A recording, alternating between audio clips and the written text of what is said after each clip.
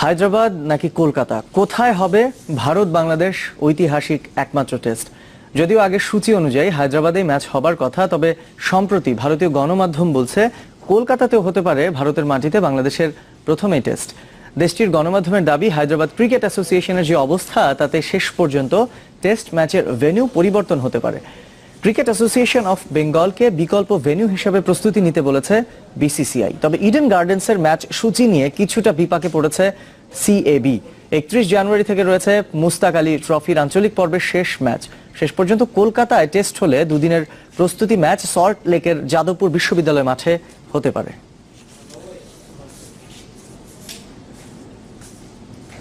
শনিবার মাঠে গড়াচ্ছে বাংলাদেশ ক্রিকেট লিগের পঞ্চম আসর। বগুড়ায় বর্তমান চ্যাম্পিয়ন ওয়ালটন সেন্ট্রাল জোনের প্রতিপক্ষ ইসলামী ব্যাংক ইস্ট জোন, আর সিলেটের প্রাইম ব্যাংক সাউথ জোন খেলবে নর্থ জোনের বিপক্ষে। সবগুলো ম্যাচ শুরু হবে সকাল 9:30টায়। আন্তর্জাতিক ব্যস্ততার কারণে জাতীয় দলের বেশিরভাগ ক্রিকেটার অংশ নিতে না পারলেও খেলবেন নাসির হোসেন, মোসাদ্দেক ও আলামিনের মতো তারকারা। বাংলাদেশ ক্রিকেট লিগের চ্যাম্পিয়ন আর রানার্স আপ দল মুখোমুখি বগুড়ায়।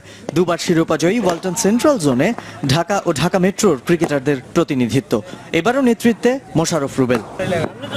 প্রতিপক্ষ বর্তমান রানার্স আপ ইসলামী ব্যাংক ইস্ট জোন। অভিজ্ঞ অলোক কাপালির সঙ্গে মেহেদি মারুফ, লিটন দাস, রাজু, তাসামুল ও সাকলাইন সজীবদের কারণে পূর্বাঞ্চল এবারও শক্ত চ্যালেঞ্জ নিয়ে হাজির।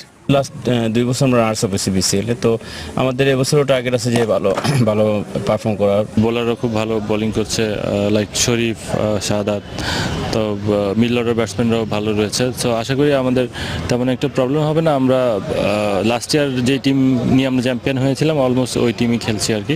টুর্নামেন্টের আরেক সফল দল প্রাইম ব্যাংক সাউথ জোনও চ্যাম্পিয়ন হয়েছে দুবার। যদিও জাতীয় দলের বেশিরভাগ ক্রিকেটার নেই, পেস বোলিংও দুর্বল, তারপরও ভালোই ব্যালেন্সড এই দল। কোচ খালেদ মাহমুদকে ছাড়া প্রথমবার নামছে সাউথ জোন। ডাগআউটে নতুন মুখ খালেদ মাসুদ। অন্যদিকে লঙ্গার ভার্সনের অন্যতম সেরা দুই দল রাজশাহী ও রংপুর বিভাগের ক্রিকেটারদের প্রতিনিধিত্ব নর্থ জোনে। শক্তির বিচারে সবচেয়ে ব্যালেন্সড এক দল। মোটামুটি সবাই বোলিং ব্যাটিং করতে পারে, সো ওই ক্ষেত্রে আমার মনে হয় আমাদের টিমটা ব্যালেন্স টিম। আমরা যদি আমাদের নিজের দায়িত্বগুলো ঠিকভাবে পালন করতে পারি, আমার মনে হয় আমাদের পারফর্ম ভালো হবে। টানা 2 মৌসুম সর্বোচ্চ উইকেট শিকারী হিসেবে সবার উপরে আব্দুর রাজ্জাক। শেষ মৌসুমে 38 উইকেট, সব মিলে টুর্নামেন্ট সর্বোচ্চ 95 উইকেট এই অভিজ্ঞ স্পিনারের। ব্যাটসম্যানদের তালিকায় শীর্ষে মার্শাল আইয়ুব। 4 আসর মিলিয়ে টুর্নামেন্ট সর্বোচ্চ 1362 রান বলে লঙ্গার ভার্সন ক্রিকেটে এখনো কতটা কার্যকর এই টপ অর্ডার। শেষ আর প্রথম আসরে হয়েছিলেন সর্বোচ্চ রান সংগ্রাহক। এবারে টার্গেটটাও সেম থাকবে যে এজ এ ব্যাটসম্যান যাতে শেষ করতে পারি টুর্নামেন্টে, যাতে হাইয়েস্ট রান স্কোরার হয়ে। দেশের বৃহৎ প্রথম শ্রেণীর টুর্নামেন্টকে বরণ করে নেওয়ার অপেক্ষায় বগুড়া ও সিলেট। সামিউল টিটু, চ্যানেল 24। পর্দা উঠল প্রথম ISSF ইন্টারন্যাশনাল ইসলামিক সলিডারিটি আর্চারির। বাংলাদেশ সহ 15 দেশের অংশগ্রহণে টুর্নামেন্ট চলবে 30 জানুয়ারি পর্যন্ত। ভিসা জটিলতায় অংশ নিতে পারছেন না ইরান ও পাকিস্তান।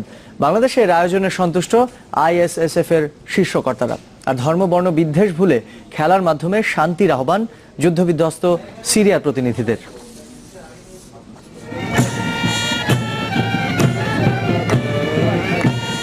এমন জয়ের মূর্ছনায় শুরু হলো প্রথম ISSF আন্তর্জাতিক সলিডারিটি আর্চারি, যা জানান দিল আরো বড় আয়োজনের জন্য প্রস্তুত বাংলাদেশ। দেশ বিদেশের অর্ধশতাধিক আর্চারের মিলন মেলা মাওলানা ভাসানী স্টেডিয়ামে। মুসলমান সংখ্যাগরিষ্ঠ দেশ নিয়ে আসর হওয়ার কথা থাকলেও ক্রীড়া সম্প্রীতির পরিধি ছড়িয়ে দিতে আমন্ত্রণ পেয়ে এসেছে নেপাল, ভুটানের মতো দেশও। আছেন যুদ্ধবিধ্বস্ত সিরিয়ার আর্চাররাও। খেলার কোনো ধর্ম কিংবা রাজনীতি নেই।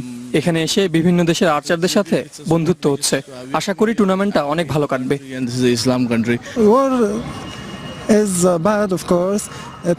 যুদ্ধ কখনোই ভালো নয়। আমাদের দেশের অবস্থা যাই হোক, আমরা খেলাধুলা করছি। খেলার মাধ্যমে বিভিন্ন স্থানে আমাদের দেশের প্রতিনিধিত্ব করছি। বাংলাদেশে প্রথম আসলাম, খুব ভালো লাগছে। স্বাগতিক হওয়ায় ভালো ফলের প্রত্যাশা বাংলাদেশের আর্চারদের। অন্যদেরও লক্ষ্য দেশের জন্য সম্মানজনক ফল নিয়ে ফেরা। আমরা সবসময় বাংলাদেশে একটু পিছিয়ে থাকি, তবে এখানে যতগুলো টিম আসছে আমার কাছে সব কিছু মেয়েদের বিষয়টা আমি বলি, মেয়েরা যে কয়জন আসছে তাদের ভিতরে আমাদের মনে হচ্ছে যে আমরাই হয়তোবা ভালো। আমরা ভালো খেলার জন্য এখানে এসেছি, দেশের জন্য সম্মান নিয়ে ফিরতে চাই। বাংলাদেশের আয়োজনে সন্তুষ্ট ISSF এর শীর্ষকর্তা। আশ্বাস মিলেছে বাংলাদেশে আরো আন্তর্জাতিক টুর্নামেন্ট আয়োজনের। আমরা বিশ্বের বিভিন্ন কম্পিটিশনে অংশগ্রহণ করেছি এবং সেখানে আমরা মোটামুটি ভালো ফলাফল আমরা অর্জন করেছি। তো এই অর্জনকে ধরে রাখার ফলে আজকে আমাদের এই টুর্নামেন্ট অনুষ্ঠিত হচ্ছে, আমাদের উপর আস্থা সৃষ্টি হচ্ছে বিশ্ব আর্চারির। তো তাই আমরা এগিয়ে যাচ্ছি। অনেক সুন্দর আয়োজন। এখানকার কর্মকর্তাদের সাথে আমাদের কথা হয়েছে, বাংলাদেশে আমরা আরো টুর্নামেন্টের আয়োজন করতে চাই। 4 দিনের টুর্নামেন্টে স্বাগতিক বাংলাদেশ সহ 17 দেশের অংশ নেওয়ার কথা থাকলেও শেষ পর্যন্ত আসতে পারেনি ইরান ও পাকিস্তান। ফয়জুল ইসলাম, চ্যানেল 24, ঢাকা।